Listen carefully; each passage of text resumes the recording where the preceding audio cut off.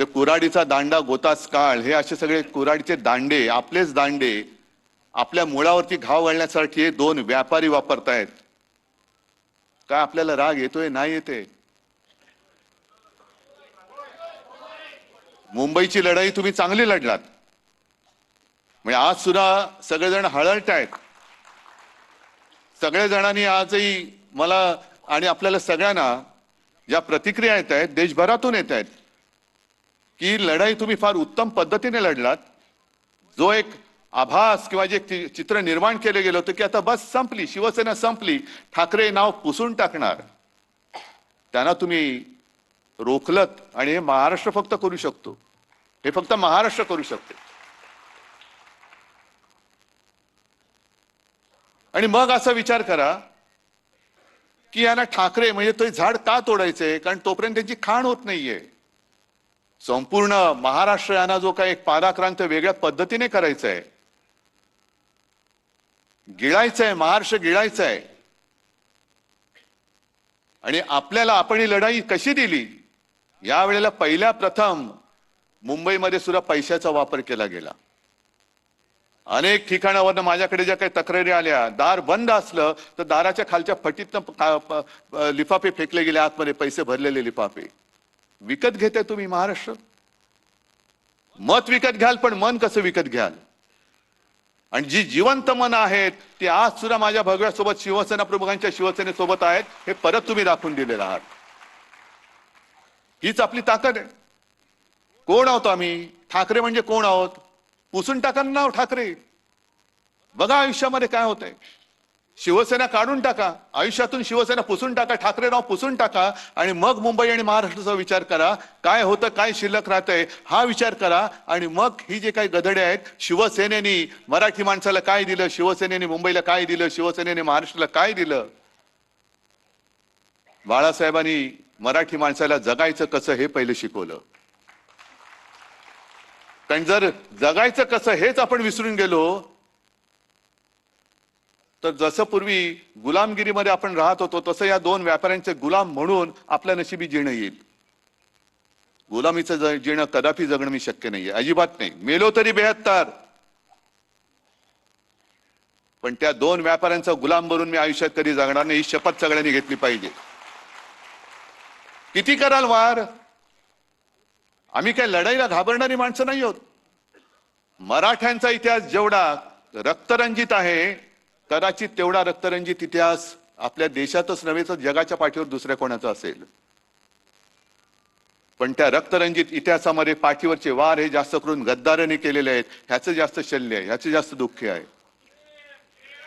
काय मिळवलं? मुंबईवरचा शिवरायाचा भगवा उतरवला, काय मिळवलं? काय काय महापौरपद? अरे आपल्याकडे होतीच ना सत्ता 25 वर्ष.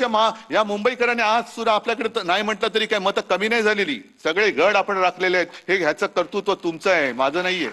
हे कर्तृत्व तुमचं आहे. जे जे मुंबईचे गड होते ते गड मुंबईचे आज सुद्धा शाबूत आहेत. पण मुंबईकरांनी आणि इतरत्र सुद्धा सगळ्यांनी विचार करायला पाहिजे की अरे आपल्याला जपणारं कोण आहे, अडीअडचणीच्या वेळेला धावून येणारं कोण आहे, आणि आपल्या आयुष्याचा व्यापार करणारं कोण आहे, आपलं आयुष्य विकत घेणारा हे आपल्याला वेळेवरती धावून येऊन जीव वाचवू शकतं. जीव वाचवणारं कोण आहे आणि आपल्या जीवाचा सौदा करणारं कोण आहे, हे सगळ्यांनी एकदा विचार करण्याची गोष्ट झालेली आहे. आपण लढतो, आपण लढणार. मी मध्ये एका आता या 2-4 सभांमध्ये मी म्हटलं, कदाचित ठाण्याच्या सभेत असेल, हे जे काही गद्दारी करणारे लोक आहेत ना, किती पैसे मिळाले त्यांना? 50 कोटी ना. मग मी जातो ना त्यांच्या बरोबर, किती मिळतील मला? पण मग मला यांचं नाव घेता नाही येणार, यांचं नाव नाही घेता येणार मला. मी नालायक म्हणून या पिढीमध्ये, या घराण्यामध्ये जन्माला आलोय, हा शिक्का माझ्या कपाळावरती मी कधी लागू देणार नाही.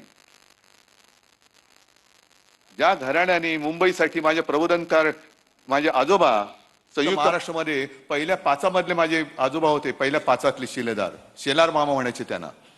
संयुक्त महाराष्ट्र समिती त्यांनी एकत्र केली होती.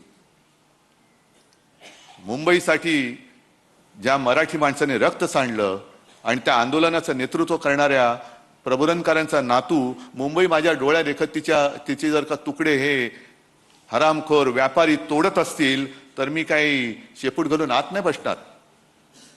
मुठभर असतील तरी मुठभर, पण त्या मुठभराने त्यांच्या छाताडावरती मी प्रहार केल्याशिवाय राहणार नाही. तडजोड तिकडे होऊ शकत नाही. तडजोड अजिबात होऊ शकत नाही. आज सुद्धा हळुवारपणाने आपल्यावरती जे एक सांस्कृतिक आक्रमण होतंय,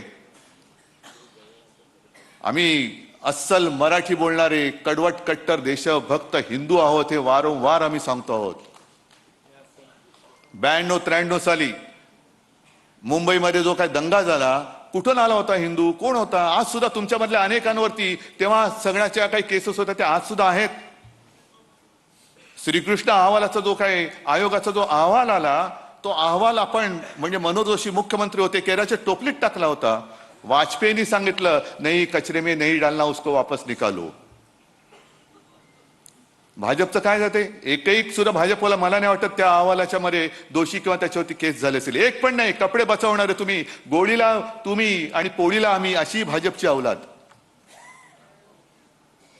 म्हणजे प्रत्येक वेळेला लढा म्हटला की शिवसैनिक,